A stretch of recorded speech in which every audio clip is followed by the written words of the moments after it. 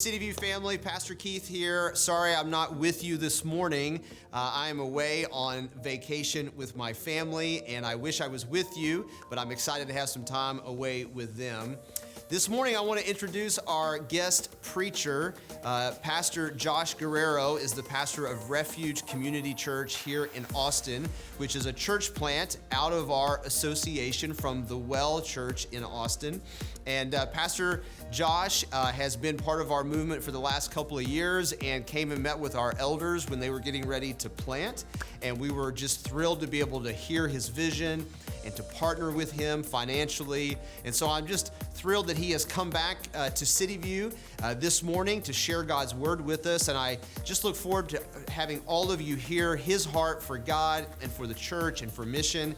And let's all put our hands together to welcome Josh Guerrero.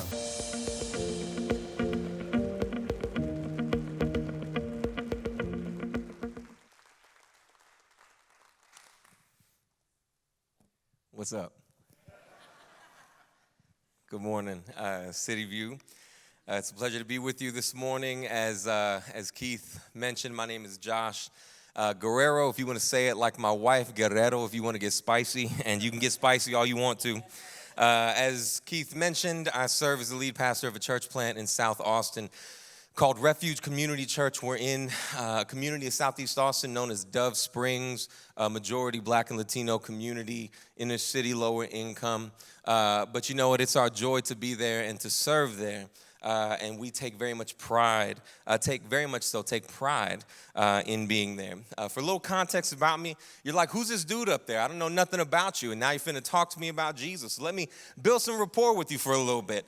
I've been married to my beautiful wife, Rachel, for 5 going on 6 years. I should have brought a picture, but I completely forgot to do that. So we have 2 kids, our daughter, Leah, who's about 3.5, and our son, Jude, who is about to be 2. If it sounds like those are close together, it's because they were.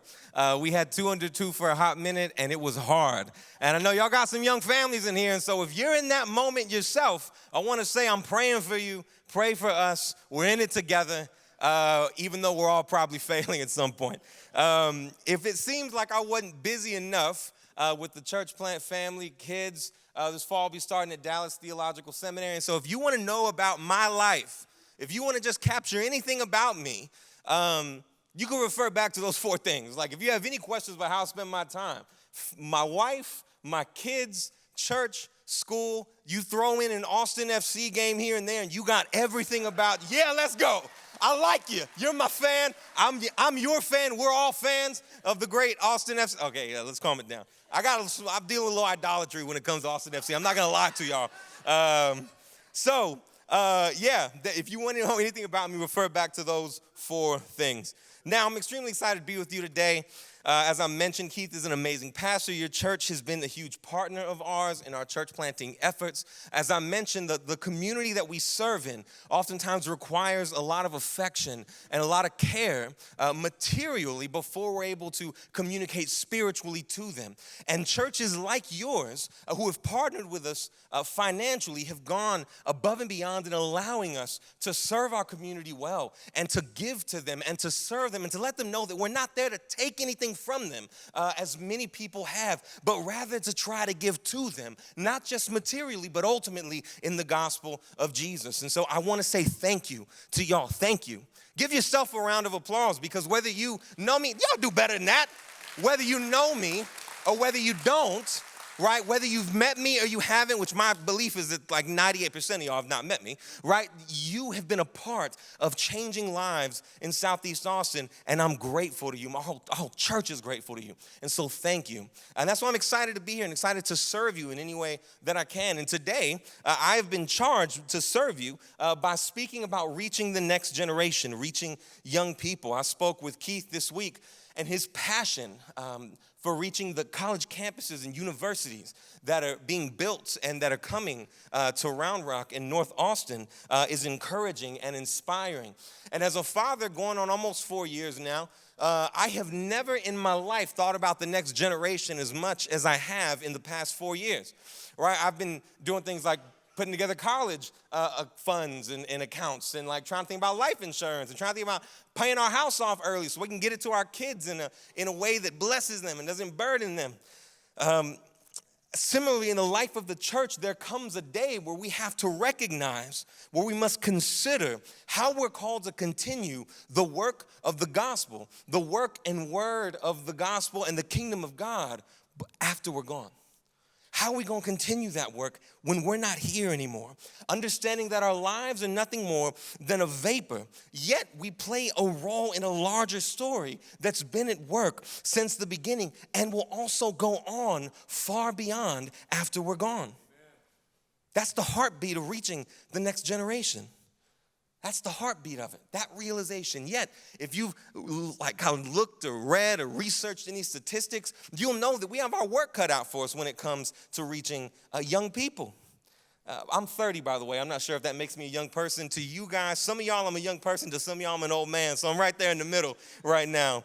But if you've taken a look at some of that research, you'll know that in the U.S., the Pew Research Center estimates that there's as much as a 17% difference between adults over the age of 40 and adults under the age of 40 when it comes to being religiously affiliated. In other words, if you're under the age of 40, according to them, you're 17% less likely to be religious at all.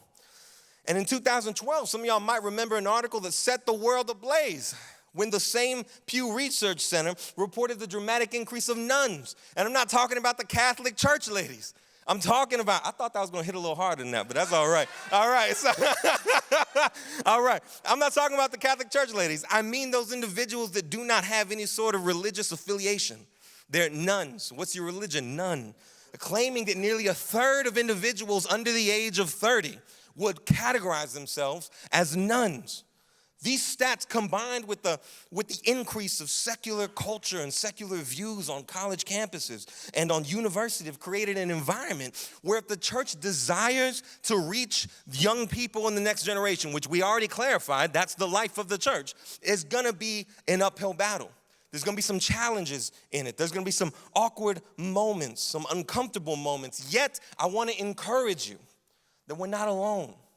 We're not alone in that battle. We are equipped with a good news that reaches the highest of the highs and the lowest of the lows and the youngest of the youngs and the oldest of the olds. Bars. We're given God's Spirit to lead us to Christ and to provide us wisdom and compassion and grace to those that we're reaching out to. And we're given God's revelation of who He is in Scripture, along with the example of the saints of old and what they did in order to reach a culture and a society that was antagonistic oftentimes toward their message. We have a call and a charge today, Cityview family, to reach those that will continue the message, the work, the labor of the kingdom far after we're gone. And God, in His wisdom and mercy, has given us all that we need in order to accomplish that charge. That's good news. And so today we're going to take a look at one of the most powerful examples of sharing the gospel in all of Scripture, I believe, and that is in Acts 17, Paul's sermon in Athens. And through this, I'm praying that we would understand, that God would burn in us this idea, that through understanding and sharing how the gospel interacts with the questions of our day, through understanding and sharing how the gospel interacts with the questions of our day, we accomplish both the call to make disciples and the call to worship Jesus. We accomplish both those things, okay, when we understand and share how the gospel interacts with the questions of our day. To help us grasp this idea, we're going to break this text down into 3 parts. The first is going to be the mission. The second is going to be the method, and the third is going to be the motivation. I made that real easy for y'all if you're taking notes, right? They all start with M's. They all start with so the mission, the method, and the motivation. Now, as we go into the word, we're going to go ahead and read the text in its entirety to get started. And if you would stand with me in the reading of God's word, we're going to start in verse 22 and go through 31 to start. 22 starts like this. Paul stood in the middle of the Areopagus and said, "People of Athens, I see that you are extremely religious in every respect. For as I was passing through and observing the objects of your worship, I even found an altar on which was inscribed to an unknown God. Therefore, what you worship in ignorance, this I proclaim to you. The God who made the world and everything in it, he is Lord of heaven and earth, does not live in shrines made by hands, neither is he served by human hands, as though he needed anything, since he himself gives everyone life and breath and all things. From one man he has made every nationality to live over the whole earth and has determined their appointed times and the boundaries of where they live. He did this so that they might seek God and perhaps they might reach out and find him, though he is not far from each one of us. For in him we live and move and have our being, as even some of your own poets have said, for we are also his offspring. Since then, we are God's offspring. We shouldn't think that the divine nature is like gold or silver or stone, an image fashioned by human art and imagination. Therefore, having overlooked the times of ignorance, God now commands all people everywhere to repent, because he has set a day when he is going to judge the world in righteousness by the man he has appointed. He has provided proof of this to everyone by raising him from the dead. As you're being seated, if you would join me in this prayer over our time together. Father, what we know not, teach us. What we have not, give us. What we are not, Father, make us. For your son's sake, amen. Amen. All right, you be seated. Let's go ahead and dive into that first idea, the mission. The mission, all right? In Acts 17, we're diving into the middle of a story already in progress. You might be thinking you're talking about Paul in Athens. And while, yes, we're diving into the middle of Paul in the city of Athens, a place that had been a major player in the intellectual world in its heyday, but was now really on the decline, not as praiseworthy as it once was, but still proud. That's not quite what I'm talking about. Yeah, we are jumping into the middle of that story, but not quite that. You see, if you zone out large, like kind of from a higher view, you'll also know that Athens, Paul's trip to Athens, was a part of his second missionary journey. This second time that Paul had gone out and marched thousands of miles by land, by sea, by foot, by horse, in heat and cold. And he had gone out to see people come to know Jesus, to preach the gospel. So we're in the middle of that story. But if you asked Paul, hey, Paul, what story are we in the middle of? I'm not sure Paul would give you either one of those answers. I'm not sure Paul would reference himself at all when he thought about the story that he was in the middle of. If you ask Paul, hey, what are we peeking into? I don't think he'd look at himself at all. Look at verses 30 through 31 here. Paul, finishing up his sermon, says, therefore, having overlooked times of ignorance, God now commands all people everywhere to repent, because he has set a day when he is going to judge the world in righteousness by the man he has appointed. He has provided proof of this to everyone by raising him, that is Jesus, from the dead. You see, Paul sees his story, even this moment, as a part of God's bigger story of redemption. God made all things. But he didn't make all things and just set them out there and say, all right, you can go ahead and go. Go ahead and go. I'll catch up with you later. No. God created everything, and he's been intimately involved in creation for the entirety of its existence. Right earlier in verses 29, I want to say, Paul says, hey, God made every nationality on the face of the earth and established borders of those nationalities. And now he's come to set a time to bring a new chapter to this story. And this chapter involves a call to repentance, because this final chapter is a chapter where God comes back into the story and makes everything right. Right? God comes back into the story, and it's time for him to judge in righteousness, to set this creation that had gone wrong through human error, to set that right now through this Jesus that has been raised from the dead. For Paul, his mission is intimately tied to this larger story, not his own story, not even the story of Athens, but rather the narrative of God's great redemption of creation through Jesus. Right? That's what he sees this story as. That's what he's doing. His mission on a personal level is really just an outflow of his understanding of God's mission. He understands God's mission, and then he therefore understands his mission. Friends, the first step in reaching anyone It doesn't matter how old they are, but especially those that are going to come after us. It's understanding our mission, that our mission is his mission, that our mission is God's mission. God invites us to personally be made new, to personally find hope, to personally find purpose by joining the universal story of him saving the world.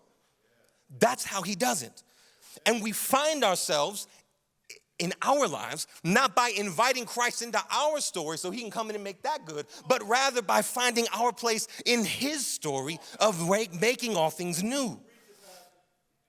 Right? That's the mission. Recently, in the movie In the Heights, a production by Lin-Manuel Miranda, if you want to get spicy, Miranda if you don't. There's a storyline revolving around this woman named Nina. And Nina, though growing up in this New York neighborhood, largely Dominican and Latino neighborhood, is now in California, attending Stanford. And she's back home on break, but she's considering not going back because there's been challenges. There's been challenges acclimating. There's been discrimination. There's been all kinds of challenges. And now she's struggling. But her dad has sacrificed everything for her to get there and will sacrifice even more if she wants to go back. And near the end, part of her story kind of climaxes in this moment where she looks back at her dad and says, Papi, I've decided to go back. I want to go back. In fact, I want to be a lawyer. I want to be an immigration lawyer because I want to help the people in my community navigate that story of immigration so they can find a successful and beautiful life here. And her father, a native of Puerto Rico, says something beautiful back. He looks at her and he says, Mija, this is the part where you do better than me. Not because you have some fancy degree, that don't matter, but because this is the part where you can see a future that I just can't see. Come on now, preach it. This powerfully, in the movie, this is meant to help us powerfully capture the Latino experience, right? Like, my grandfather picked fields in Texas. He had no idea that his grandson or any of his descendants would be able to own houses and to go to school and to be able to live the life that I'm living. He had no idea, but he gave himself in those fields with the hope and the understanding that maybe my boy, maybe my grandkids, maybe my granddaughters will be able to see a future that I just can't imagine right now. But that quote also captures our mission pretty well.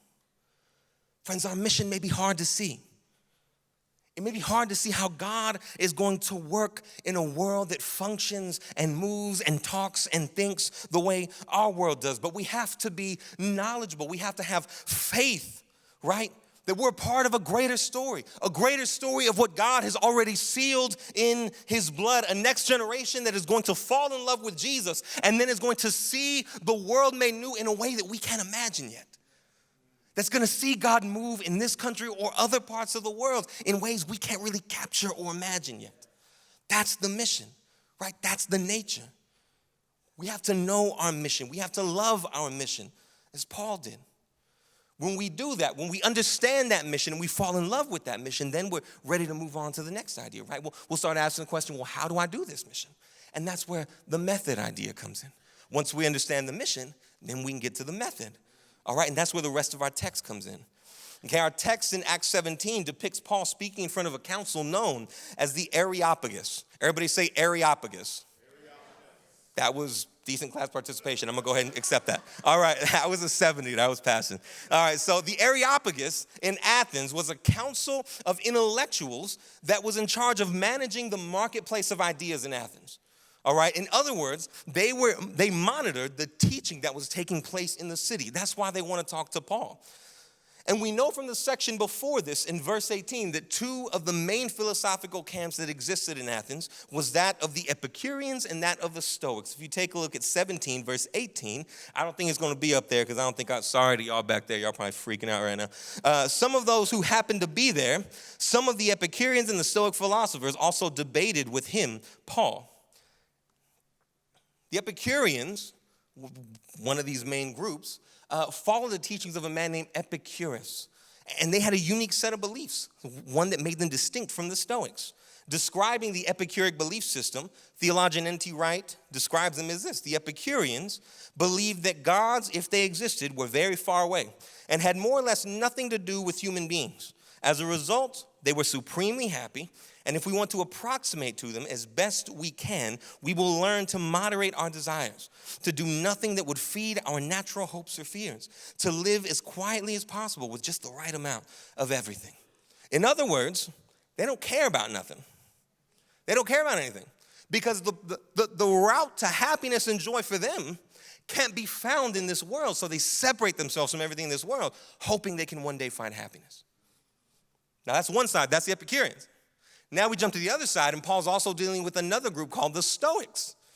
And regarding the Stoics, N.T. Wright, again, this theologian, has this as a description, that the Stoics believed that divinity lay within the present world and within each human being, so that this divine force, though hardly personal, could be discovered and harnessed. Good human living, then, virtue as they put it, consisted in getting in touch with and living according to this inner divine rationality, as they thought of it, right? This intellect. In other words, nothing mattered to these people, or everything, I should say. Sorry, if the Epicureans, nothing mattered, to the Stoics, everything mattered, right? Because there had to be something more to this life than just what they experienced.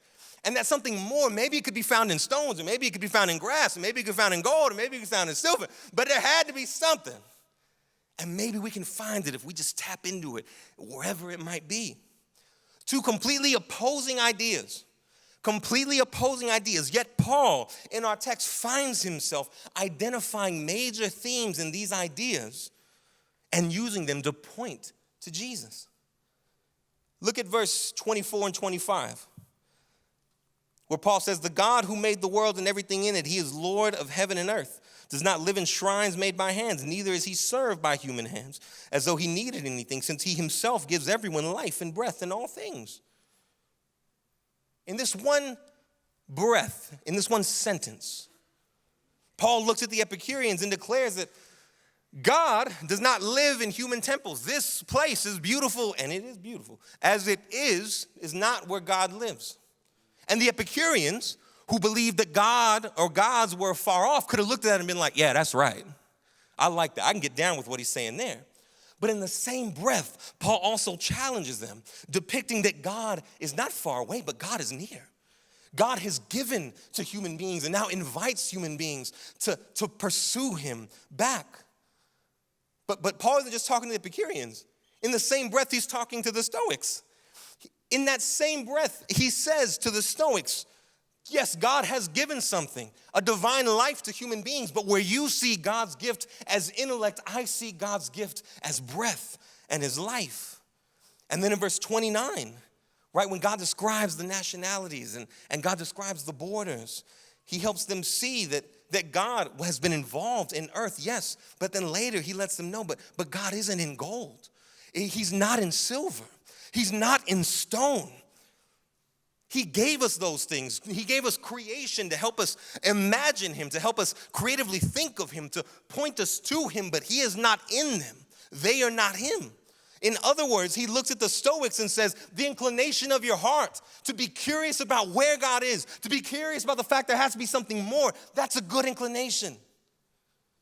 But your actions that came from that inclination were wrong.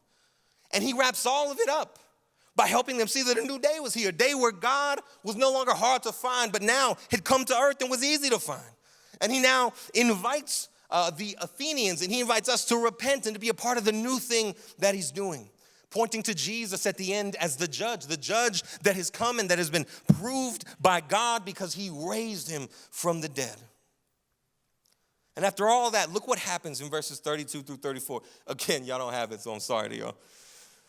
Verse 32 through 34 says, when they heard about the resurrection of the dead, some began to ridicule him, but others said, we'd like to hear from you again about this. So Paul left their presence. However, some joined him and believed. You see that?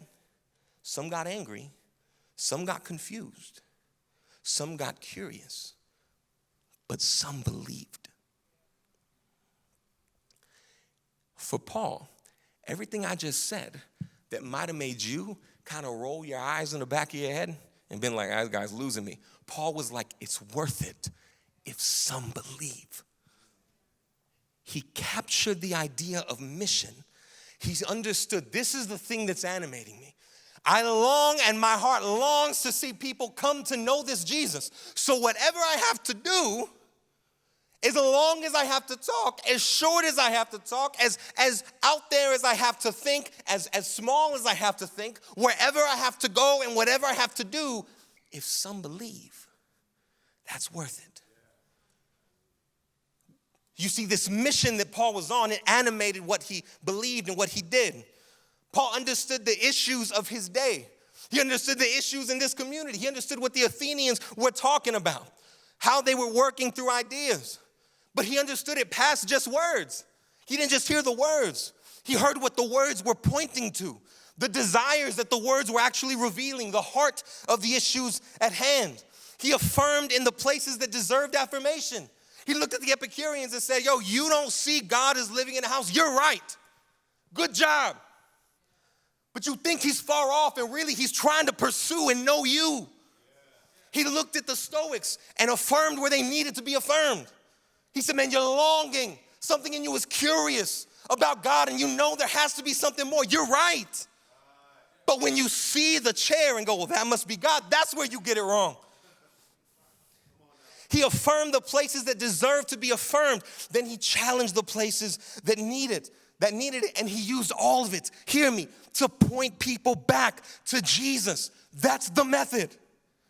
That's the method. Point people back to Jesus. Point them to Jesus. Point them to the one that makes all things new. Point them to the man on the cross and the glorified Jesus resurrected. Point them there. That's the method. But to do that well, we have to know what matters to the people that we're talking to. We have to know what matters to the people that we're talking to. Can I ask y'all a question? And maybe this may be a rhetorical question, but if you want to throw something out there, you can. All right. What are the loudest questions and ideas of our day? What are the loudest questions and ideas of our day? When you think about someone that's 25 years old, 22 years old, 19 years old, what are the things they're talking about? What are the things they're thinking about? If you have someone in your life, a young person in your life that you are aching to see come to know Jesus, what are they talking about? What are they thinking about? Can I tell you something? If you don't know the answer to that question, you don't know what's making their heart beat right now. Because those conversations that they're having reveal desires, very human desires, that God has known and that God has come in Jesus to fulfill and to meet. The responses of the young people of our world, whether they're misguided or whether they're perfect, they contain things that reveal their longing, their actual, true longing for God that's just covered in confusion and covered in sin and covered in pride. But they actually reveal a desire that God has come to meet in Jesus on the cross. If we aren't able to tap into those discussions, able to tap in to those conversations, we will never touch the areas that matter to the people we're trying to reach out to. You will never do it. You will take what they're thinking about, the desires of their heart, the places God wants to work, and go, that doesn't matter. You need to be thinking about this. And what if someone told you that at 25? Some of y'all in here would have been, but Janis Joplin. I'm just playing. That was a little joke.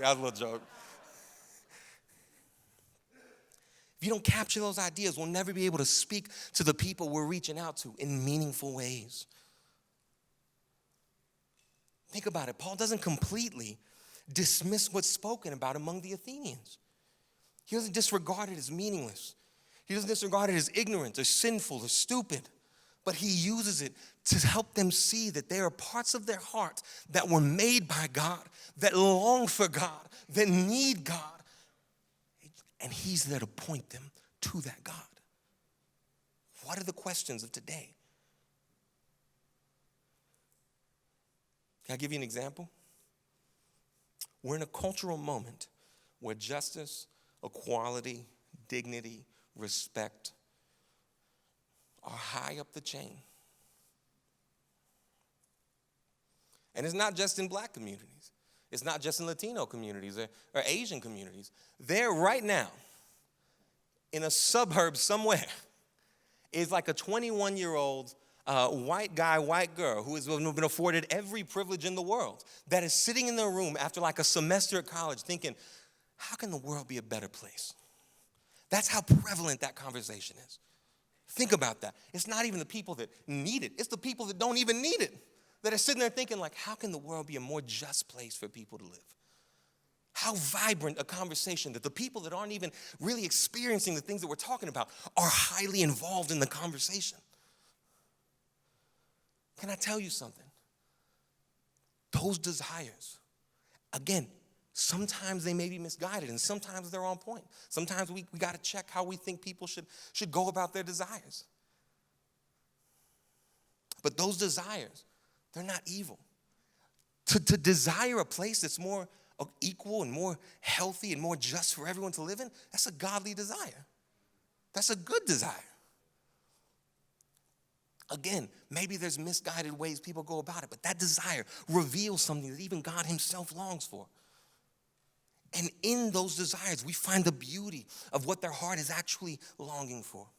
Justice, but more than that, a creator who's come, just like Paul said, to make everything right.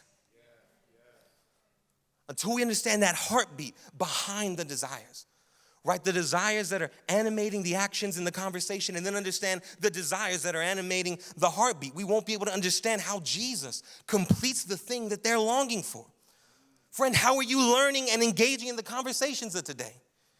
You don't have to become an expert. I'm not telling you got to become an expert in any of these subjects, but learn where they're coming from, why they're there, and be able to see how Jesus is the thing that they're pointing to. He's the one that makes things new. The truth of what he's done on the cross is not opposed to a young person's longing for justice. In fact, he's come to show us where to turn for actual justice. It's in Jesus that God enters the world and submits himself to hierarchies and to authority structures that oppress some people, even in his day. Yet he, as the gentle lamb, allows the oppression and anger and evil of the world to overtake him so that people that are oppressed can be made free and told your dignity doesn't depend on who is over you. Right? That's a beautiful truth. That the Lamb of God takes on the sin of the world so that oppressed people can be made free. But he doesn't stop there. He goes to the cross. And then he takes the cross like a guilty person so that guilty people could now be forgiven. More than that, made new. This is justice completed. Right? That's where we point people. You want to know what scratches the itch for justice? Jesus. Jesus scratches the itch for justice. It's him that's making the world new. It's him that's making people on hard times come up. If you're suffering, the story of God's redemption and love and restoring power is yours. Yes. Not because of what's going on in the world, though God, it helps, but because Jesus has come to guarantee you that things have been made new. Yes. And if you find yourself on the other end, you've turned a blind eye. Maybe you even said racist, unjust, right, unhealthy things. Guess what? Jesus took the cross so that you could be forgiven too. There is no stopping the grace and mercy of Jesus. What good news that God has come to bring justice and wholeness to the world by taking the place of hurting people to make them whole and taking the place of guilty people to make them innocent. What a message. What a message. And the heart that's beating and going, how can the world be a better place? Man, just take them to that doorstep. Take them to that, point them there. We have to know the heart and desires of the questions of our day in order to understand how to point others to Jesus, how to say, hey, he's over there. The thing you're longing for, that you came up with all these ideas for, it's over there. But more important, friends, we have to be captivated. Listen to me. We have to be captivated by the work of this Jesus to see how there is nothing that this work does not touch. That there is nothing that this work does not make new. That there is no brokenness too strong. There is no unhealth too unhealthy. There is no sickness too sick. There is no hardship too hard. There is no guilt too guilty. There is no sin too sinful, right? That's the truth we have to be knowledgeable and just encapsulated by that reality. Can I be honest with you? If you don't know that about you, you ain't gonna know that about nobody else.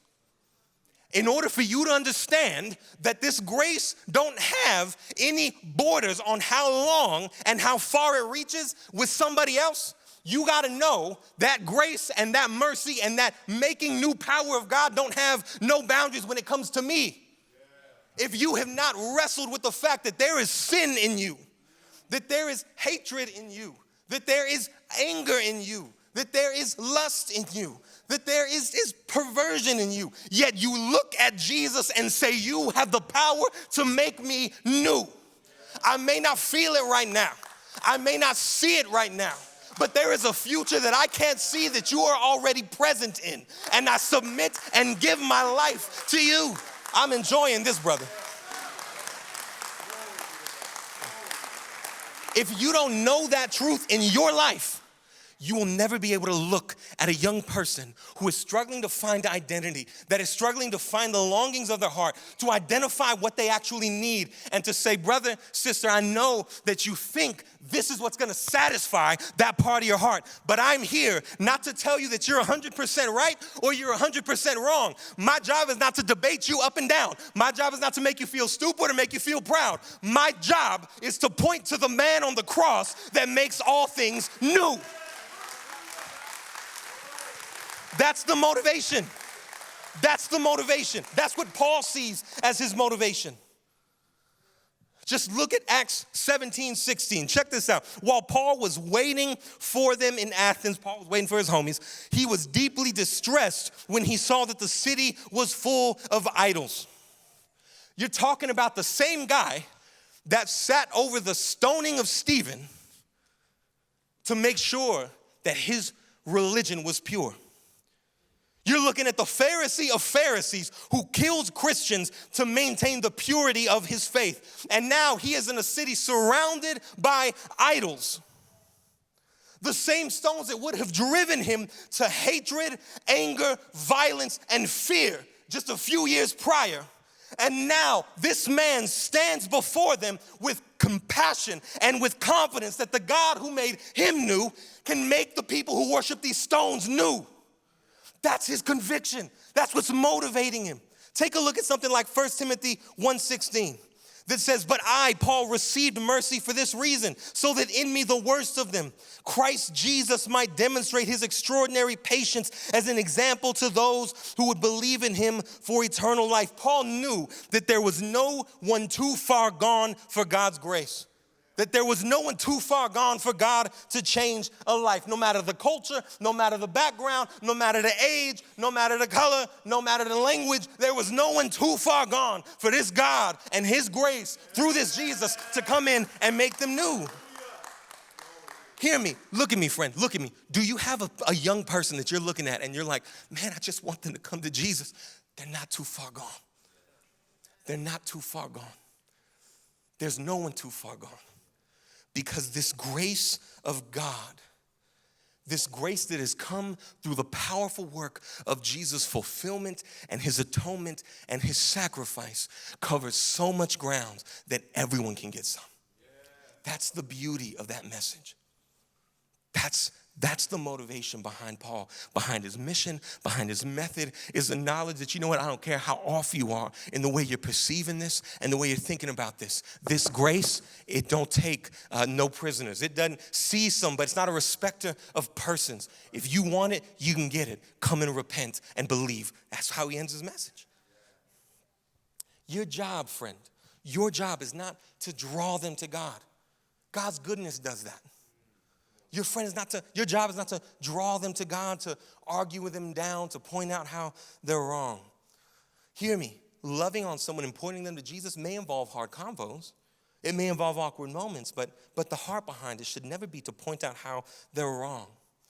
Our job is to learn what matters, learn what the heart desires. Yes, it's oftentimes wrapped in idolatry. Yes, it's oftentimes probably wrapped in sin. Yes, it's probably wrapped in pride. But your job isn't to change that. That's God's job. Your job is to point them to the man on the cross, to the judge who has been risen by God to make all things new, to make all things right, to meet the very needs that they have, that they're longing for. That's your job. The God that came to make new what was damaged, to heal what was broken, to make right what was wrong, to make just what was unjust. That is our job. For one and for all. That's our job. Your call today, family, is to worship, to love and to believe and to point others to the goodness and mercy and grace of the living God. That's your job today. That's your charge today. We have to understand our mission. That is a part of God's mission. We have to know our method to point people to Jesus, to find out what makes their heart tick and to use it as a means to point to the one who's come to make them whole. We have to be motivated by the truth that there is no one beyond the grace of the Almighty. That's our call. I want to ask you a loving question to finish up. Are you ready to accept that call? Yeah. Are you ready to accept? Well, there's one. Are you ready to accept that call? If so, I promise that the depths of love and beauty and grace, the majesty of God that you will see if you allow that conviction of his beauty and his grace to encapture you and to move you, to set aside your pride and what you think is silly, just to say, I would serve you in any way possible in order to point you to the beauty of this Jesus. You will find a depth of grace and love in that you can't see yet, but will be beautiful. Before I go, I want to have like maybe 2 take-homes, 3 take-homes, something practical for you to do to help you get going in this. The first one is learn today's conversations with compassion. Learn today's conversations with compassion. Approach them not to cast them down, but to learn from them. Understanding that they are very real feelings. They are very real feelings and hearts behind these conversations that are going on in our world today, and to show a lot of respect and compassion for them. The second is to ask questions. It's okay to learn. Paul and become Paul in a day, and Rome wasn't built in a day, right? Whatever the saying is. In order to learn not just the conversations of the day, but also Jesus, we have to humble ourselves and ask questions. You have help in that. All right, you have help in that. You have an amazing staff here that is clearly working to help you understand the questions of today. What I saw today with Michael Jordan, the GOAT, and this transition, right, is a beautiful example of your church trying to say, we want to rise to the occasion of answering these questions today. So you have help to understand how the gospel interacts with the questions of today. And the last thing I want to tell you is be a steward and not an owner. Understand that this is God's story. Those are God's souls to save. We play our part, but don't get it twisted. That's God's work. We are stewards of the time we have, but even in this time, this is all still part of his story. I pray that collectively you feel more confident not to go out and figure out the system to reach young people, but to humble our hearts and go say, how can I serve, love you, and point you to the one that makes things whole through this time? I love you. Let's go ahead and pray to finish up our time together. Father, thank you so much for your word, and thank you for the goodness that we get to receive from it. We love you. We thank you. I ask that you would stir our hearts with the truth of what you've done in order to make us whole, your redeeming work of restoring and making creation whole. We submit our lives to that story, Father, praying that we would be vessels that point others who desperately need to know that work to you and to your Son, in whose name we pray. Amen.